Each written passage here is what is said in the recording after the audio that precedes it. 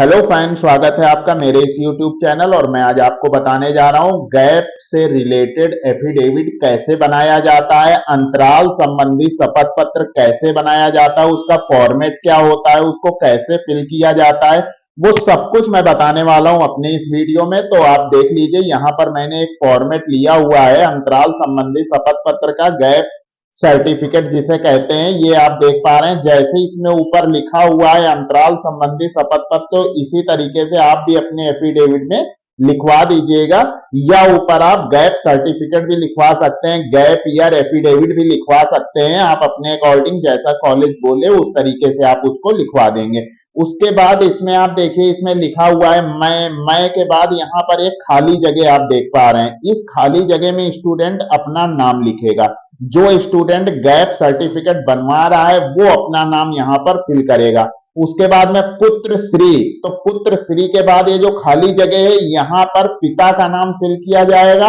यदि कोई मैरिड लड़की गैप सर्टिफिकेट बनवा रही है तो यहाँ पुत्र की जगह पर हो जाएगा पत्नी श्री, फिर यहां पर आप अपने हस्बैंड का नाम भरेंगी। और यदि कोई अनमैरिड लड़की बनवा रही है तो यहाँ पुत्र श्री की जगह हो जाएगा पुत्री श्री, फिर उसके बाद यहां पर वो अपने पिता का नाम लिखेगी। बिल्कुल ध्यान से समझिएगा, गलत बिल्कुल नहीं करेंगे। और मैं आपको बता दूं, एफिडेविट में व्हाइटनर का यूज बिल्कुल भी नहीं करेंगे, नहीं तो एफिडेविट रिजेक्ट कर दिया जाता है, फिर आपको दोबारा से एफिडेविट बनवाना पड़ेगा। इसके बाद में यहाँ पर लिखा है जाति, जाति के बाद ये जो खाली जगह है यहां पर कैंडिडेट अपनी जाति लिखेगा। जैसे मान लीजिए आप अहिर हैं तो आप ऐसे ओबीसी लिख करके ऐसे कोष्टक में आप अहिर लिख दीजिएगा इस तरीके से।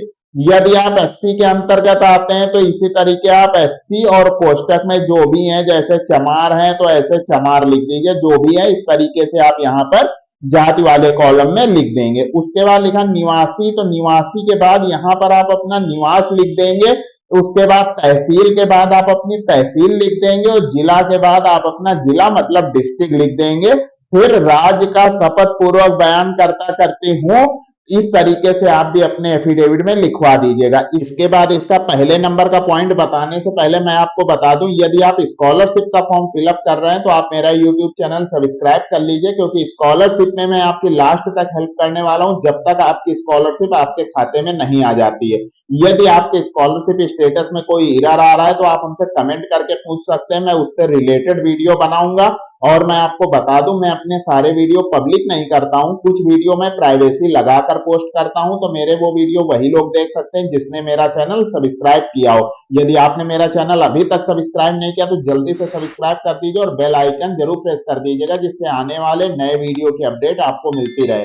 तो मैं आपको बता दूं, यदि आपके स्कॉलरशिप स्टेटस में कोई एरर आता है तो ज्यादातर स्टूडेंट्स चुपचाप घर में बैठ जाते हैं, बोलते हैं मेरी स्कॉलरशिप नहीं आई है, जबकि ऐसा नहीं होता है।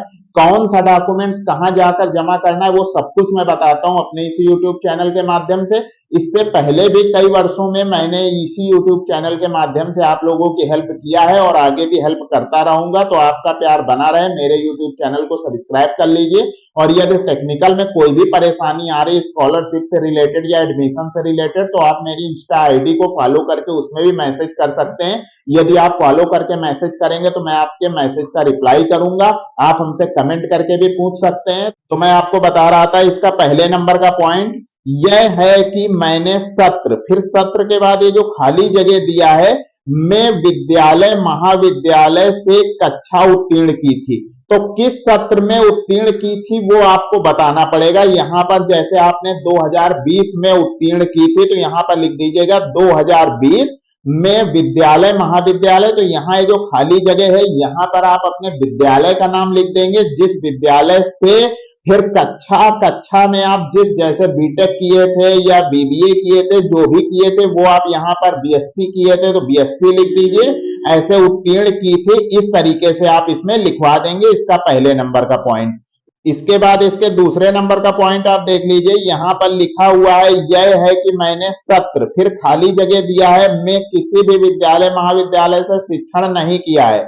किस सत्र में, जैसे आप मान लीजिए 2020 तक आपने पढ़ाई की, 21, 22, 23 में नहीं किया है तो ऐसे लिख दीजिएगा 2021 से 23। इस तरीके से आप लिख देंगे कि मैं किसी भी विद्यालय महाविद्यालय से शिक्षण नहीं किया है, इस तरीके से आप लिख देंगे।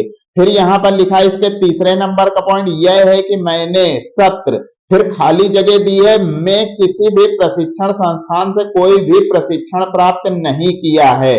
तो यहां पर भी आप वही सत्र लिख देंगे जिस सत्र में आपने प्रशिक्षण प्राप्त नहीं किया है, वो चीज आप यहां पर लिख देंगे।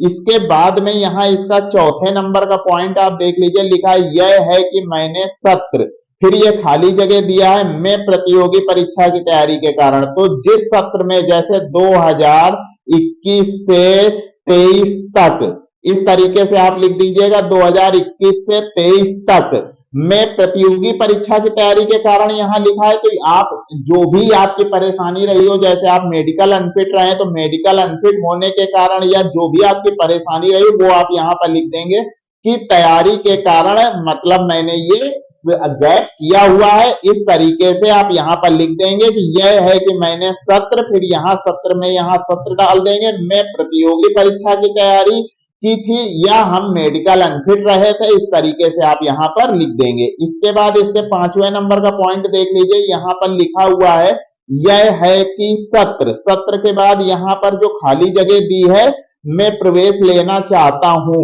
तो यहां इस खाली जगह में जैसे आपने 2023 तक गैप किया, आप 2024 में आप प्रवेश लेना चाहते हैं तो यहां 2024 लिख देंगे।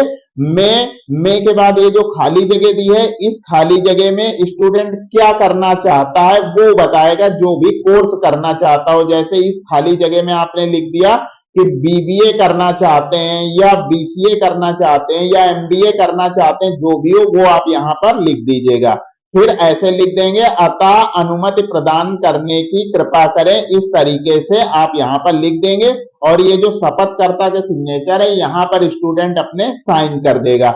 इसके बाद यहां पर ऐसे तस्दीक डाल के आप भी लिख दीजिएगा, जैसे इसमें लिखा हुआ है कि मैं उपरोक्त शपथकर्ता शपथ पूर्वक तस्दीक करता करती हूं कि मेरा उपरोक्त शपथ पर सही एवं सत्य है, ईश्वर सत्य बोलने में मेरी मदद करे। इस तरीके से आप भी ये लाइन अपने एफिडेविट में लिखवा दीजिएगा।